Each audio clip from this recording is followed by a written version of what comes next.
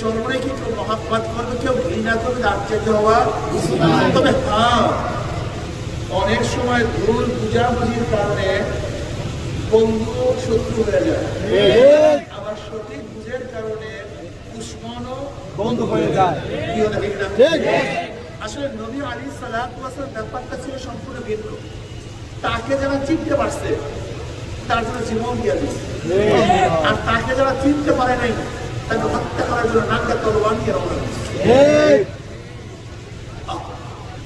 চরমনাইকে আপনি কেন ঘৃণা করেন, কেন পছন্দ করেন না, দোষটা কি বলুন? আপনারা অনেকেই বলেন মিথ্যা কয়, নেশা খায়, পীর সাহেব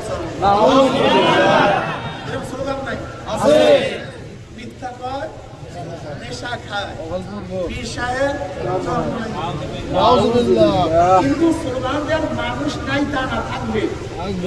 কিন্তু প্রশ্ন হলো মিথ্যাটা কি বললাম, নেশা কখন পান করলাম, দেখার বিষয় এটা। নবী আলাইহিস সালাতু ওয়াস সালাম জাদুকর বলেন এরকম না।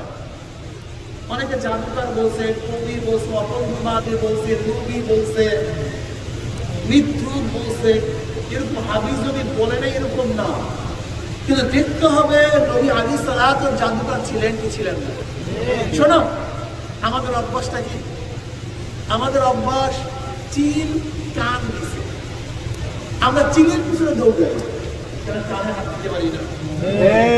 তোমরা বলছো বিশ্বাস চরমনাই নেশা খায়, অথচ চরমনাই বিশ্বাসের কাছে আসার কারণে হাজারো গাছাখোর গাজার করকে ভেঙে ফেলছে।